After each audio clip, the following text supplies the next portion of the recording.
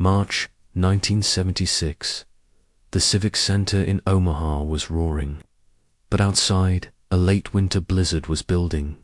Hours later, a young mother, stranded in her car after the show, would see headlights and a figure she never expected.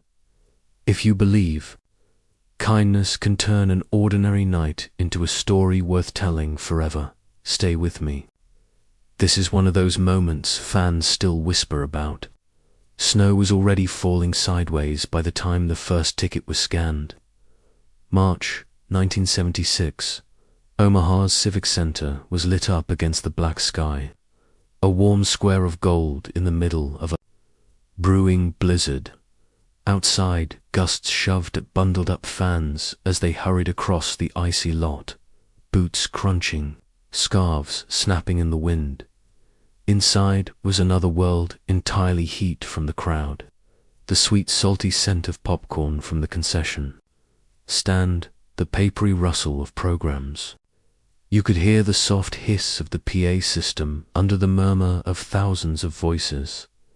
Among them was a young mother in her early 20s, cheeks still pink from the cold. Her hands gripped a ticket so tightly it was beginning to crease. At home, a babysitter was keeping an eye on her infant. She had almost cancelled when the weather report warned of worsening snow, but she told herself this might be her only chance to see him. The king, a line of ushers in burgundy jackets, moved through the aisles, helping people to their seats. Some joked about the storm of the season, shaking snow from their shoulders. Nobody thought much of it. It was Nebraska in March. Snow was normal. Still, every time the doors opened, a thin sheet of cold air swept through, and you could smell the storm-wet wool coats. Melted ice, that metallic scent of snow in the air. She found her seat halfway back, slipping her coat off and folding it over her lap. The stage was dark now. Only the faint blue glow of monitors and the occasional flicker from a camera in the crowd. She felt her heart speed up. Somewhere behind her, a man coughed. Two women in the row ahead whispered about how long the show might run. Over the PA, a smooth voice reminded the audience to stay seated during the performance. Then lights dimmed. A collective gasp rippled through the arena. The sound was almost like an ocean wave retreating before the crash. A single spotlight burned through the darkness, landing on a microphone stand. The brass section warmed up with a burst of notes that sliced through the murmur. The drums hit once, twice, and somewhere just beyond the edge of the stage curtain, a shadow moved. She didn't know it yet, but outside, the storm was changing. The winds were picking up speed, white sheets of snow racing down the streets. Weather alert had already been issued for the city, but here, in this packed arena, nobody was leaving. Not yet. The crowd began to cheer louder, faster until it became a single, rolling sound that rattled in her chest, and then, from the wings, he appeared. The brass hit hard, and the arena exploded before he sang a single word. Elvis strode into the spotlight like he owned it, which, for that night, he did. The white jumpsuit shimmered under the hot stage lights, every rhinestone sparking back at the crowd. A thick gold belt cinched his waist, catching the light with each step. The band snapped into gear behind him. Brass blared, drums thundered, and he leaned into the mic with that easy, offhand confidence only he could carry. Cameras popped like flashbulbs at a crime scene one after another, freezing him mid-step, mid-smile. He scanned the front rows, eyes sharp even under the glare. A boy in a plaid shirt held up a cardboard sign that wobbled in his small hands. Elvis pointed, gave him a quick wink. The boy's face broke into something halfway between joy and disbelief. Halfway back, the young mother sat forward in her seat. She was close enough to see his expression, far enough that he was framed by a dozen heads and a forest of raised cameras. For a few minutes, she let herself be carried entirely by the music, forgetting the storm outside, forgetting the roads.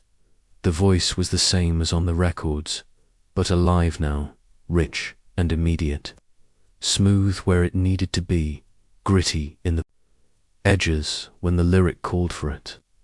He had a way of leaning into a phrase like he was telling it to you and only you. Between songs, he loosened the scarf around his neck, laughed, and tossed it into the crowd. A dozen hands shot up, and someone screamed. He shook his head at the frenzy, smirking like he'd seen it 1,000 times, which he had. "Hope you folks came ready," he said into the mic. "We're gonna blow the roof off before the blizzard." Does. Laughter rolled through the seats. The mother glanced toward the arena doors. A thin draft pushed through again when someone stepped in late. She wondered if the snow was getting worse, but pushed the thought away as the band launched into another song. By now, Elvis was in full command. He worked every inch of the stage, striding to one end, crouching low to slap hands with fans, then crossing to the other side with a swing in his step. Every movement was deliberate, but looked like pure instinct. Still, the air carried a faint tension. Ushers near the back had started leaning toward each other, exchanging words between bursts of applause. A stagehand hurried on and off, speaking. Into the ear of the sound tech, the mother noticed it too. Something was happening beyond the music by the halfway mark. During the quiet lead-in to Love Me Tender, the whispers reached the band. One of the horn players shot a glance toward the wings, and then Elvis stopped. No fade-out, no signal to the band. Just one raised hand, palm toward the audience, halting the music like cutting a wire. The arena froze with him. The reverb of the last guitar note hung in the air before dissolving into silence. He lifted his other hand to shield his eyes from the lights and stared up toward the upper seats, as if he'd just spotted something only he could see. The music had stopped, but Elvis wasn't moving on until he knew. A single cough echoed in the stillness. Thousands of eyes tracked Elvis as he scanned the upper rows. Then he pointed straight toward the section near the back, right where the young mother sat. Witnesses recall him speaking into the mic, his tone softer now. "Y'all check on the lady in blue up there." Security moved fast, climbing the steps toward her. The crowd turned, heads tilting in unison to follow their path. Her breath caught. She shook her head quickly, holding up her hands. "I'm fine," she mouthed, cheeks flushing. The guard bent down anyway, asking if she needed water.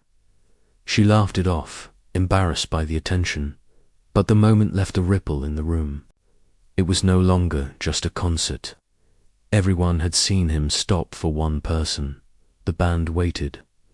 Elvis gave a small nod, the kind you'd miss if you weren't looking, and the music returned soft, deliberate.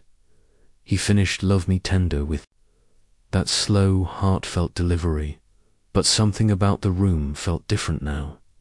More present, more alive. For the rest of the show, she found herself wondering if his gaze would sweep past her again. Once, she thought it did just for a fraction of a second. The applause at the end was deafening, rising and falling like waves against the walls. People stood, clapped until their hands hurt, whistled, shouted his name. She stayed in her seat. For a moment after the lights came up, letting the sound fade, pulling her coat tight again. The spell of the night still clung to her, but the air was colder now. When she stepped outside, the blizzard had swallowed the parking lot. Thick snowflakes stung her cheeks. The wind howled low and constant, shoving her back a step. She pulled. her hood up, head down, and trudged toward where she thought her car was.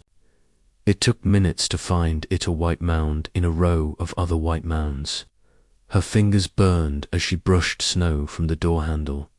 Inside, the cold was sharp enough to bite her lungs. She turned the key. The engine groaned, then went still. She tried again. Nothing. Panic scratched at the edges of her thoughts. She pictured her baby at home, the sitter checking the clock. She imagined the roads getting worse, phone lines down. The lot was emptying fast. Headlights swept past as other cars crept out, tires crunching over snow and ice. She waved once, but the driver didn't see, and then nothing.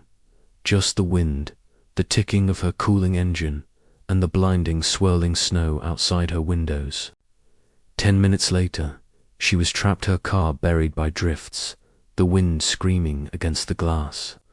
By the time she realized she couldn't move, the civic center was just a shadow behind the snow. The lot was nearly deserted now. What had been a slow stream of taillights minutes ago was gone, swallowed by the storm. The building's glow barely reached her car, just a faint yellow blur through the flurries.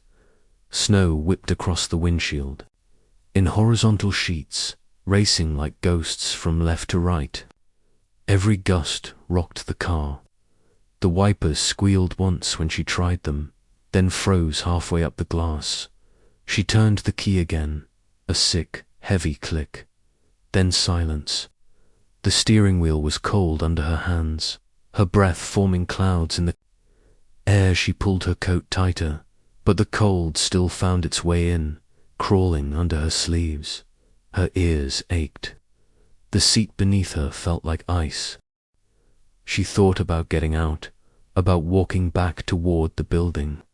But when she opened the door, a crack, the wind yanked it from her hand, nearly slamming it into the car next to her. Snow immediately pushed inside, sticking to her gloves. She shut it fast. Panic edged closer. Every minute she sat there felt like another degree of heat slipping away. She pictured her baby-tiny hands, soft breathing, waiting at home. She imagined the sitter pacing, glancing out the window at the storm. She leaned forward, forehead resting on the steering wheel, trying to think. Somewhere in the storm, an engine hummed. Her head snapped up, through the side window. Faint beams of headlights cut across the whiteout. They were far away at first, barely visible, then closer, sweeping left, then right, as if searching. Her heart pounded. She banged a hand on the glass, but the wind stole the sound. The lights slowed. The vehicle's outline emerged, a dark shape against the snow. It rolled to a stop a few yards away. The headlights dimmed, but didn't turn off, throwing long shadows across the drifts.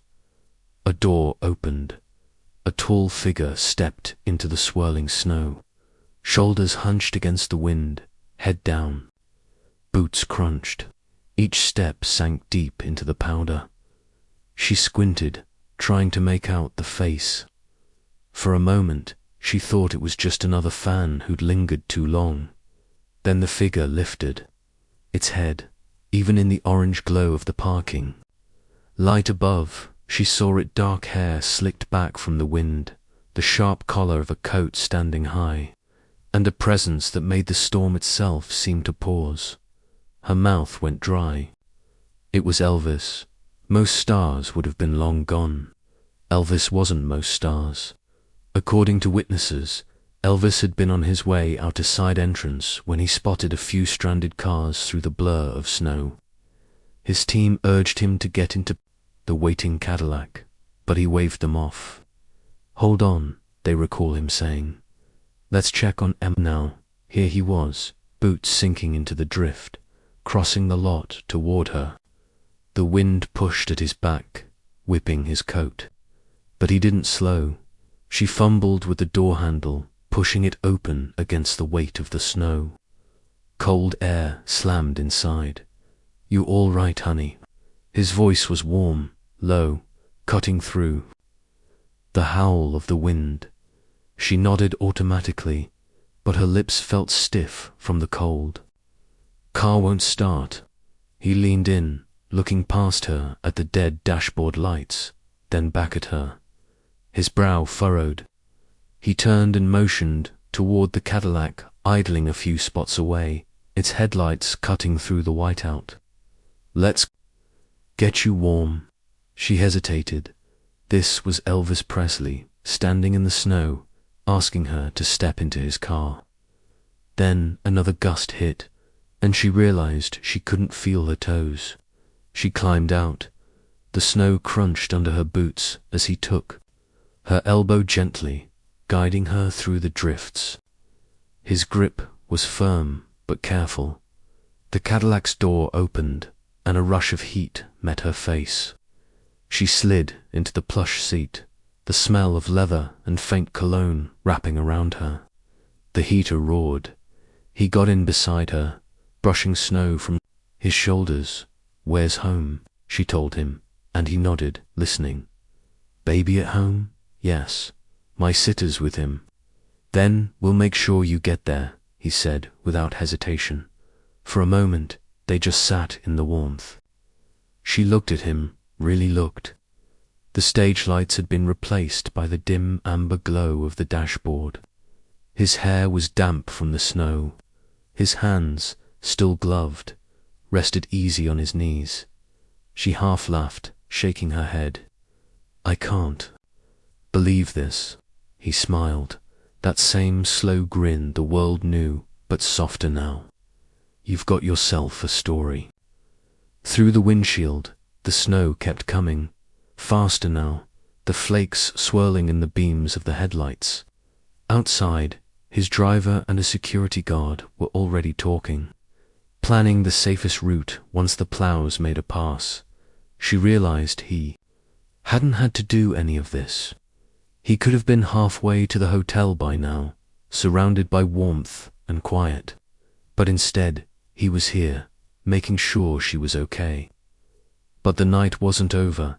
He had one more surprise before letting her go. What he handed her next would stay with her for the rest of her life. The storm outside was still building, but inside the Cadillac, it was warm enough for her fingers to start tingling again. Elvis glanced toward the lot where his driver was, scraping ice from the windshield. The security guard stomped his boots, his jacket collar pulled high. Elvis reached into the deep pocket of his coat. His gloved hand came out holding a strip of white fabric soft, with the faint shimmer of the stage light still clinging to it. She recognized it instantly. One of his scarves. Without a word, he leaned closer and wrapped it gently around her neck. The fabric was still warm, and it smelled faintly of his colon something, clean and sharp, with just a trace of the sweat from the lights and the music. "You make it home safe," he said quietly. "Always keep this, for luck." Her throat tightened. She managed to whisper, "Thank you." He smiled, then tapped the scarf once, as if sealing the promise. A moment later, the security guard returned to the window. "Plows are making a pass in 10. We'll follow you out." Elvis turned back to her. "We're gonna get you to your car, then we'll stick behind you till you're on the main road." It sounded so simple, but she knew what it meant. The king of rock and roll was personally escorting her home through a blizzard. They waited until the first rumble of the plow rolled past, pushing a wall of snow to the side. Elvis's driver started the car, headlights cutting to sharp lines through the storm. He walked her back to her car himself, the scarf tucked under her chin, his hand steady on her arm to keep her from slipping. Once inside, she tried the ignition. This time, the engine coughed to life. Elvis stepped back, raising a hand in a small salute. "All right, darling, go on." She pulled out slowly, and the Cadillac fell in behind her, its headlights keeping pace, two warm beams in her rear view. mirror all the way to the main road. Only when she reached the cleared highway did it pull to the side, the driver giving a final honk of the horn. She made it home safely. Days later, there was a knock at her door. On the porch sat a small brown package. Inside was a framed photo Elvis. On stage that night, the crowd a blur around him. At the bottom was a note written in a hand she instantly recognized. "Next time, front rows on me." She pressed the note to her chest. The scarf hung over the back of a chair nearby, still carrying the faintest trace of that night. She never saw him again in person, but she kept both for the rest of her life, tokens from a night when a music legend stopped being just a voice on the radio and became a man who cared enough to walk into the snow for her. If this moved you, share it with someone who believes small acts of kindness can last a lifetime. What's the most unforgettable kindness you've ever received?